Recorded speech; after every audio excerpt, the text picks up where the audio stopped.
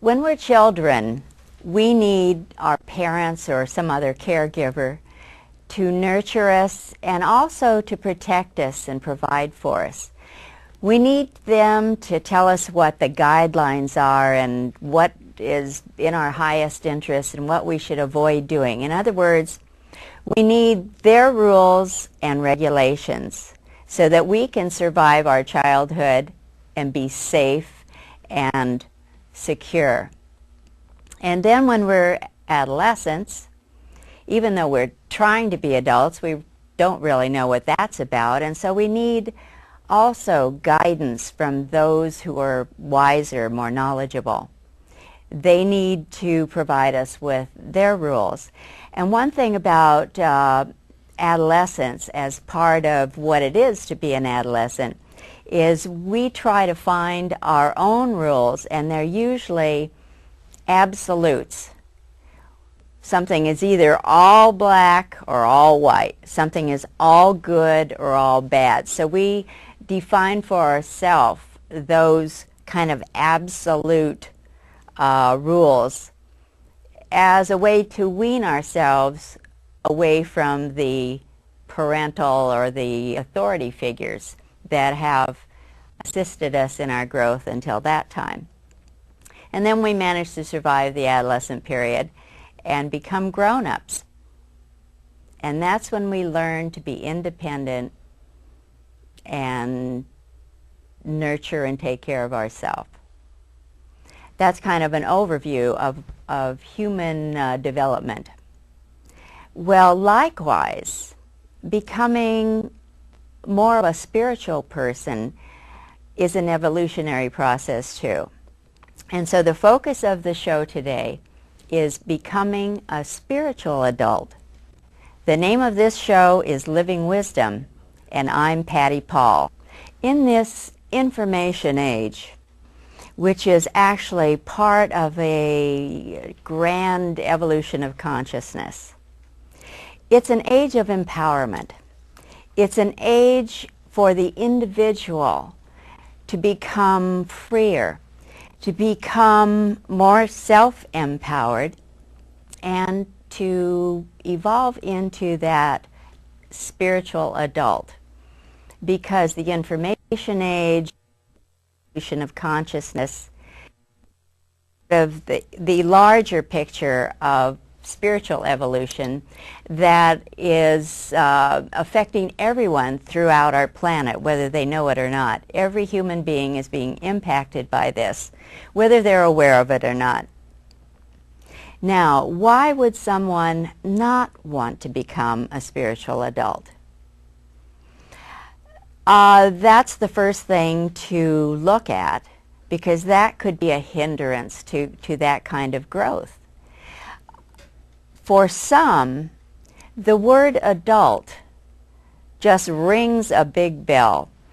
Many times we've heard people proudly say that they never want to grow up. They want to remain childlike, free, fun-loving, as if being an adult meant you had to give all that up. And for many, many people, that has been the message. Ever since they were children, they got the message that once you're a grown-up, you are burdened by duties and obligations, and the fun somehow fades away by being an adult. Also, this idea of being responsible, which is necessary for empowerment, being responsible for creating our own reality, is the essential part for independence and freedom. Because freedom without responsibility is chaotic. So they go together.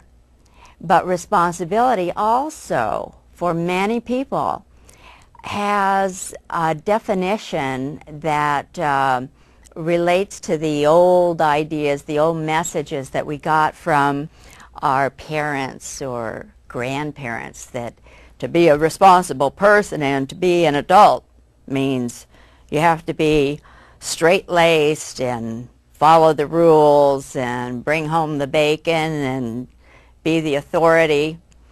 And where's the fun in that? So to understand how each of us can become an empowered spiritual adult, we also need to kind of understand a different definition of responsibility, a different definition of adult. And this is a definition of adult that I offer to you. It's something that I have learned from my teachers over the long period of time. An adult, healthy, whole, with the emotional wounds of the past healed, is a combination of the inner child that has been healed of its wounds from childhood, and we all have them. We all have the hurts and fears and the angers that have not really been dealt with, expressed, and released unless we've taken the time to work on that for ourselves, or unless we have gone to therapists or read books or gotten the information we needed to heal that part of ourselves. And that inner child is with us always. It's an energy. It's part of who we are. We don't leave it behind. We bring that energy with us as we evolve through the growing process. So that inner child, first to be healed, emotionally healed, so it can let go of the emotional ties to the past, so that it can be the free child. So one of the components of being an adult is having that healed child be a free child. And then the adolescent, the inner adolescent, again, always a part of us. That adolescent energy that had such chaos in those years, with if we were lucky enough to have wise teachers, wise guides to help us through that chaotic period, perhaps we didn't have the serious and traumatic wounding that so often is a part of adolescence. But most of us didn't have that kind of guidance. And so when we become grown-ups, we can take it upon ourselves to heal that adolescent part of ourselves, again, with the help of others, therapists, books, plenty of self-help books out there. I wrote a book some years ago called A New Spirituality Beyond Religion, and the subtitle is With Personal Growth That Leads to Spiritual Growth, the human being becomes a spiritual being. My book is available in libraries and other places, and there are plenty of self-help books. So it's this is part of the empowerment process when we become grown-ups, to take it upon ourselves to heal that inner child, that inner adolescent who still has suppressed emotions that need to be acknowledged, that need to be felt, and then released. So the second component of the healthy, balanced, healed adult, first was the free child. Now we have a healed adolescent who has learned from the mistakes and the suffering and the trauma that it went through during adolescence to become the curious adolescent. Now, there is a third component of the adult self that we're striving to become. The third component is our ego. Now, when we came into this lifetime, everyone had an ego. But as we evolve, and we've each had many, many lifetimes, we've each had hundreds, if not thousands of lifetimes. When we experienced the animal kingdom prior to becoming a human being, as animals, we had instinct. Well, when we stepped into the human realm, the ego was the equivalent, but a higher resonance of instinct. And the ego was intended just to deliver messages. Something would happen in our reality, and the ego would deliver the message. Oh, your car just got dented by your brother-in-law driving his pickup truck into it. For instance, that would be just the message delivered. But along the way, we gave too much responsibility to our ego. We had our ego interpret the message so that a message like, oh, your car was just dented by your brother-in-law driving his pickup truck into it, then got twisted by this negative ego, which didn't have the capacity to handle the job of interpreting. The message gets twisted into, oh, that stupid brother-in-law who never knows how to drive and has always been jealous of me having a better car, he's driven his pickup into my car, and he probably did it on purpose. So that kind of distorted message. So part of our evolution into becoming an adult human being is to heal the ego self, changing the negative ego, which is the one that distorts the messages and interprets the events, and delivering us a message that usually leads to a lot of trouble, a lot of problems. There are ways of healing that negative ego and changing it into a positive ego. Once again, a positive ego that simply reports information to us without changing and distorting and interpreting the message, the event. That's the third component of being an adult.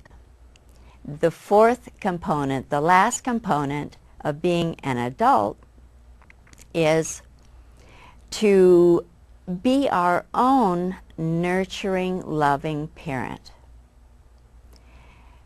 We always wanted to have unconditionally loving parents. In every lifetime, there was a part of us longing for that unconditional love.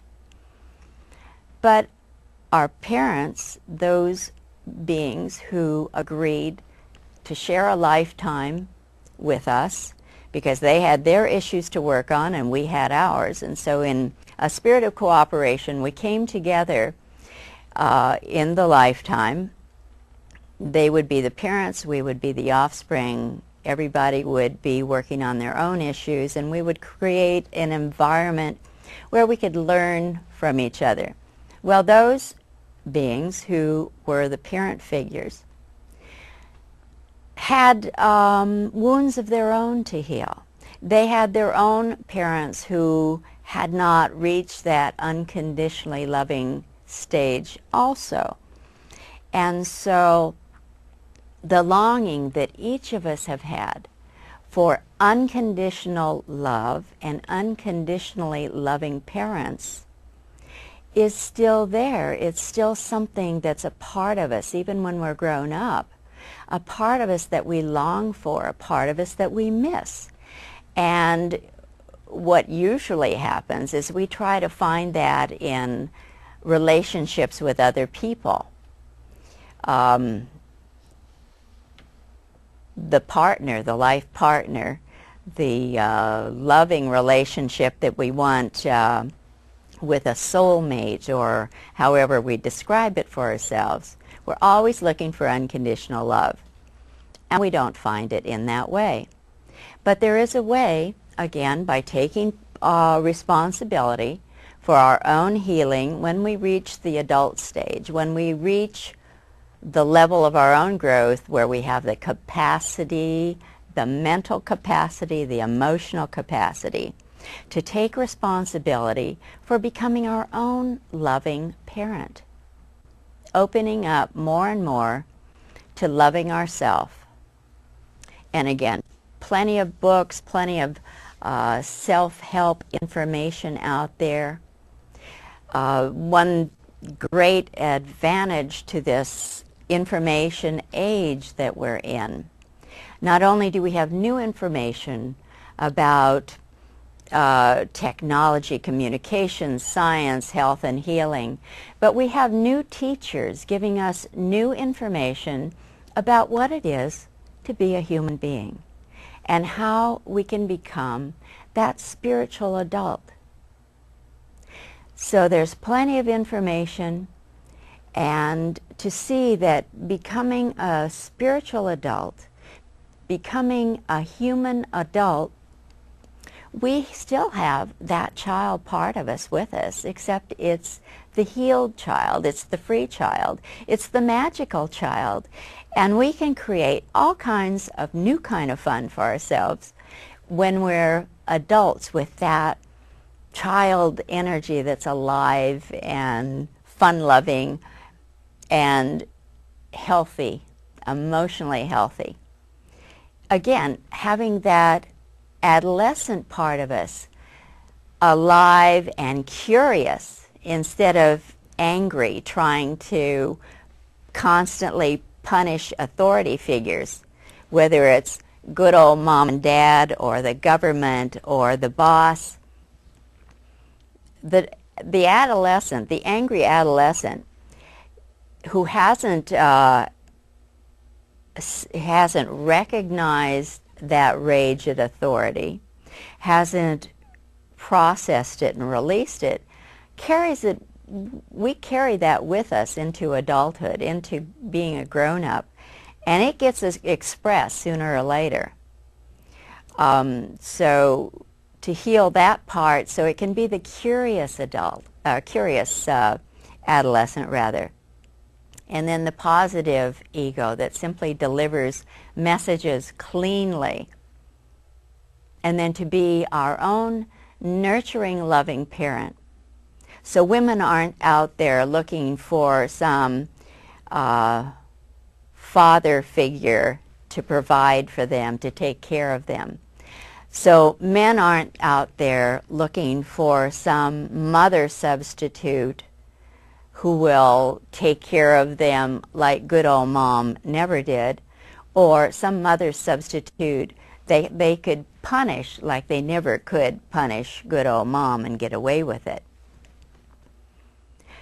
So becoming a spiritual adult means being an adult, a human adult that is healed and with energies more balanced, more in harmony. And now the spiritual part of that.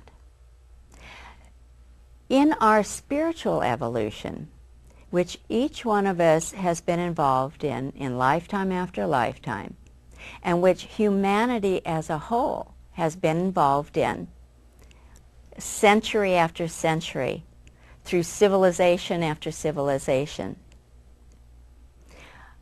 we moved away from the unconditionally loving Creator, which actually a higher truth tells us was an unconditionally loving goddess and an unconditionally loving God as co-creators of all that is. Just as any loving parent loves their children for no particular reason at all, just because they are. That parent loves the children just because they are their children. So the unconditionally loving goddess and God have this innate love unconditional love for each and every one of us.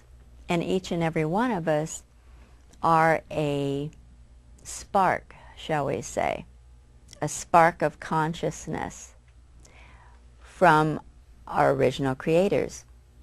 But as we set off, each of us, on our own spiritual journey to learn more about who we were, we moved farther and farther away from the unconditionally loving creators, and it got distorted and twisted until we, through our growth, our evolution as conscious beings, we began to create authoritarian spiritual or religious supreme authorities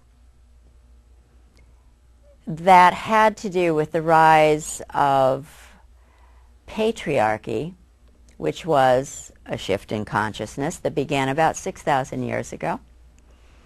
And out of that patriarchal mindset, it got twisted and distorted into male chauvinism, which eventually overvalued everything masculine, men and everything masculine, and devalued everything feminine, got rid of the goddess, replaced the goddess with a patriarchal father god, and in that devaluation, women, of course, were devalued.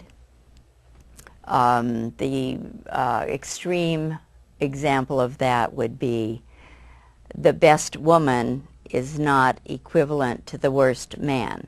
That is an extreme example of that. So along the way, things have gotten rather twisted and distorted, and we, for hundreds and hundreds of years, have had organized religions that were produced out of the patriarchal, twisted into male chauvinism mindset that invented a father god and then endowed that father god with really the worst of human characteristics. Judgmental, punishing, capricious, rewarding some and punishing others. And along the way, just as children did, we gave our power away to that authority, to those authorities who then set up their own rules and regulations about how we should live our lives as human beings. And indeed, centuries ago, most of the population was uninformed, was uneducated, and relied on those authority figures, religious figures, government officials, to take care. We did that to have them take care of us, to provide and protect us. And we followed the rules that were set forth, the religious rules and also the rules of conduct in society. And in the bargain, the reward for us was that we would be taken care of. The religious rules said that we would, if we lived our life a certain way, we would be rewarded. Well, not during our life. Oh no, that would not work out. But after we died, then we'd go to heaven. We got that message over and over by many, many different organized religions. But this is a new age. This is a new information age, and this is a new time to become a spiritual adult. Taking our power back. Getting back on our own spiritual journey to find the spiritual truths that resonate with us as the truth. Not just accepting other people's beliefs, because what we believe is our choice, but to find out what really resonates with us. We can find teachers, we can read books, we can find all kinds of information, and then by using our own discernment, to find what resonates with us. That is what becoming a spiritual adult is about. That kind of self-empowerment that is based on responsibility, and with the responsibility comes freedom. And each of us has a spirit and soul that rejoices in freedom, that soars in freedom. And it's a journey that is an adventure. It's what makes life truly an adventure. When we find out what we can do to live our life that is in our highest good with harm to none. In place of all those rules and regulations that we've gotten from various religions in lifetime after lifetime, the Goddess and God give us one suggestion, and that is, do what thou will with harm to none. What we do, how we live our life, is always a matter of choice, our choice.